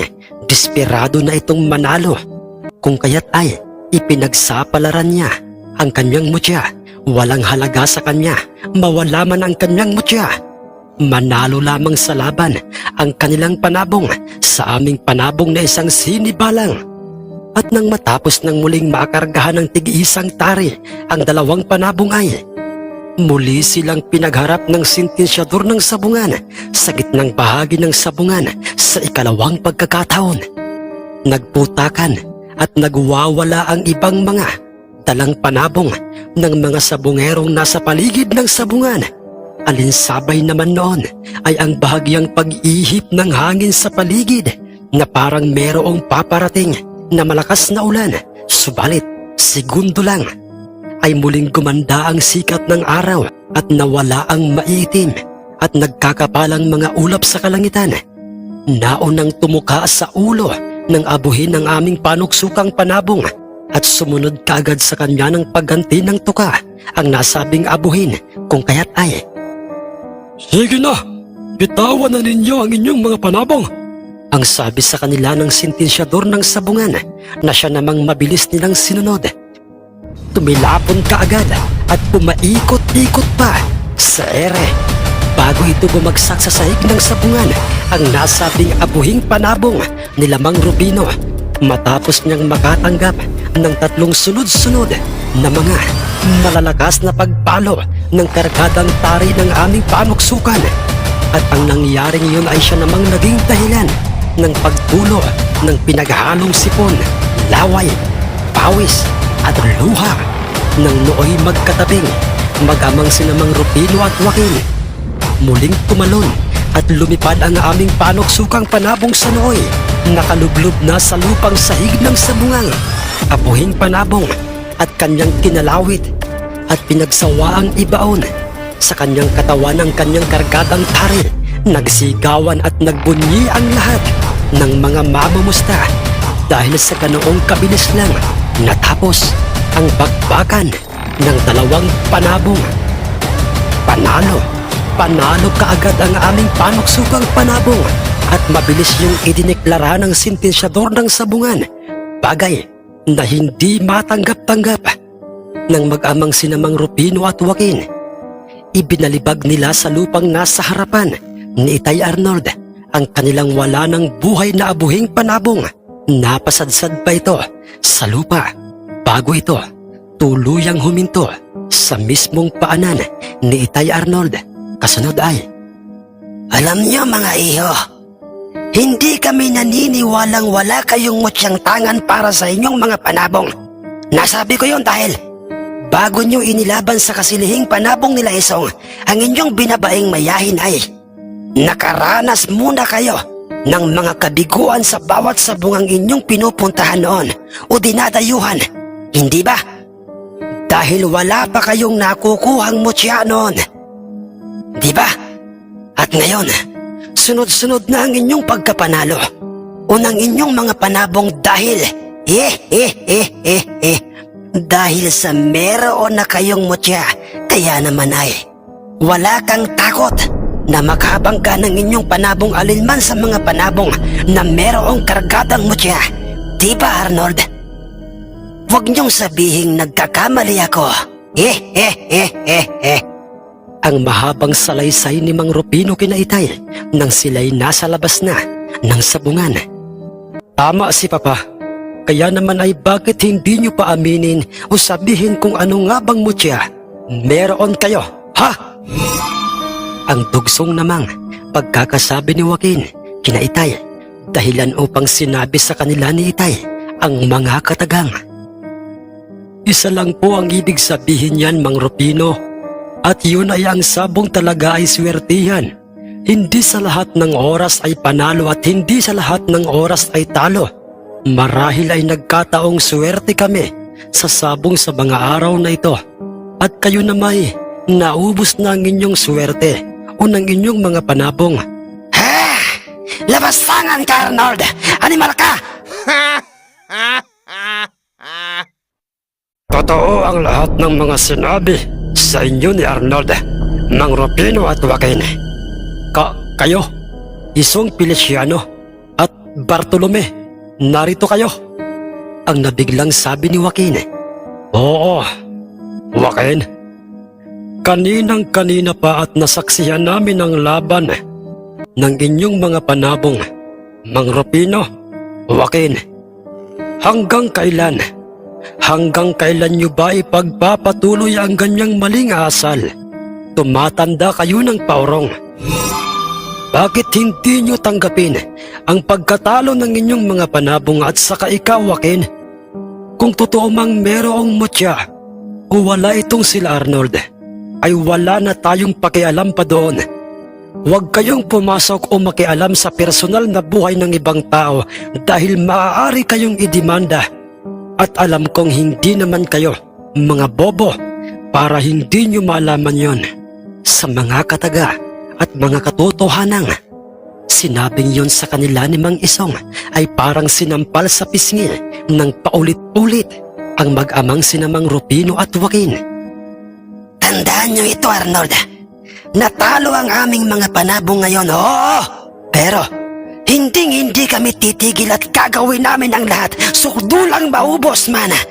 Ang aming mga pera at ari-arian, mabisto lang namin ang inyong lihim. Tayo na, anak! Padabog at nagmistulang mga batang tumalikod at lumayo ng sabungan ang mag-amang sinamang Rufino at Joaquin. Hindi nila matanggap-tanggap ang kabiguan ng kanilang dalawang mga panabong. Samantalang, Isong, sa inyong tatlo, maraming salamat sa inyong ginawang suporta, hindi lamang sa aming mga panabong. Nagpapasalamat kami at napabilang kayo sa mga sabongerong kung tawagin ay mabubuting mga sabongero.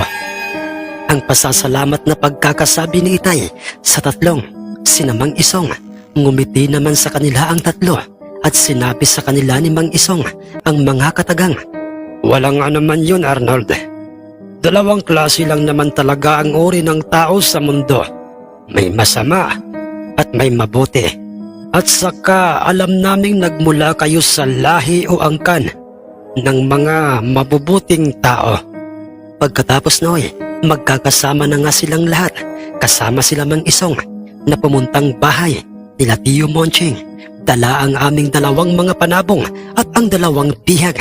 At pagkarating doy, masasaya silang nagharap-harap sa inuman sa silong ng malaking punong santol. Lumipas pa ang mga araw, linggo at buwan na nagpatuloy ang mga sunod-sunod na pagkapanalo ng alinmang mga panabong nila Itay sa bawat sabungang kanilang puntahan. Subalit, piling-pili lang ang mga sabungerong tanyag na kanilang kinakaharap at iniiwasan nilang makabangga ng kanilang panabong ang totoong hari ng sabungang. Si Malaginto, nananatiling lihim ang mutyang ngipin ng kalabaw ng aming alagang si Pangkoy. Si Pangkoy na nooy, misteryosong bigla na lamang na nawala sa aming buhay. Kung saan-saang bundok siya hinanap nila Itay, subalit nabigo silang makita ito. Huminto lamang sila sa paghahanap kay Pangkoy nang sinabi sa kanila ni Lolo Piliping. Ang isang engkantado sa oras na ito, mga iho, ay nagbalat kayo bilang isang hayop ay meron itong hangganan. Sa kanyang pananatili sa ating mundo, hindi nawala sa inyo si Pangkoy dahil nananatiling nasa inyo ang kanyang nag-iisang ngipin. At kailanmay hindi mawawala ang bisa niyan hanggat kayo'y nananatiling mabubuting mga tao. Nung unay, Nahihirapan kaming lahat na tanggapin ang katotohanang wala na sa aming buhay si Pangkoy. Subalit pinilit naming siya'y kalimutan dahil sa siya'y merong sariling mundong ginagalawan. At ang mahalaga sa amin, lalo na kina Itay, ay nang siya'y nasa aming pangangalagay, itinuring namin siyang kaibigan, inalagaan, at kailanmay hindi namin siya sinalbahe. Maraming salamat sa inyong lahat, Arnold. Isang nahihiya akong tumingin sa inyo dahil sa masamang ugaling ipinakita namin sa inyo. Arnold, patawarin niyo kami ng aking anak sa lahat ng aming mga kasalanan sa inyo. Ang nahihiya at nahihirapan ng magsalitang pagkakasabi ng Noy, nakahiga sa hospital bed na si Mang Rufino. Naaksidente ang mga ito, lulan ng kanilang sinasakyang sariling sasakyan, dahilan upang maputol ang kanilang mga paa, at wala ni isa mang kadugo ang dumalaw sa kanila sa hospital dahil sa kanilang masamang ugali. Maliban kina Itay, ang aking mga tiyuhin kasama si Tiyo Monching, at ang tatlong sina Mang Isong, Mang Feliciano at si Mang Bartolome. Mang Rufino, Joaquin, ang nakaraan po ay nakaraan na. Huwag po nating balikan pa o sariwain pa dahil ang lahat ng iyon ay wala sa amin. Dahil ang bawat mga tao'y may kani-kaniyang pag-uugali. Hindi na kayo iba sa amin, Mang Rufino. Magkakaibigan po tayo dahil sa tayo po'y pare-parehong mga magsasabong. Hindi na nga napigilan pa ng mag-ama ang kanilang sarili. Ng mga pagkakataong yon, bumuhos na nga ang mga luha sa kanilang mga mata. Napakabuti niyong mga tao, Arnold. Ang sabi ng Noy, umiiyak na si Mang Rufino. Hindi nila pinabayaan ang mag-ama sa nasabing hospital hanggang sa ang mga ito'y makalabas doon. Totoo nga ang kasabihang, kung ano ang iyong itinanim, ayun din ang iyong aanihin. Hindi pa huli ang lahat, Mang Rufino. Joaquin, may panahon pa tayo para magbago at bumawi sa ating mga nagawang kasalanan, lalo na sa ating kapwa. Ang sabi ni Mang Isong, nagpatuloy sila Itay sa pagsasabong at nagpatuloy din ang kanilang kagandahang loob. Maraming salamat po, Sir Jess, sa inyo pong ginawang pagsasaere at pagsasaayos nitong aking magulong kwento. Sana po ay maraming aral na makuha ang inyo pong mga taga-suporta sa aming kwentong ito. Magandang araw po sa inyong lahat. Tunay nga at sadyang napakahiwaga ng mundong ating ginagalawan. Maraming mga nagkaganap at nangyayaring kailanmay hindi kayang ipaliwanag ni man. Hanggang dito na lamang po at maraming salamat po sa inyong ginawang pakikinig at pagsubaybay. Magandang araw po sa inyong lahat.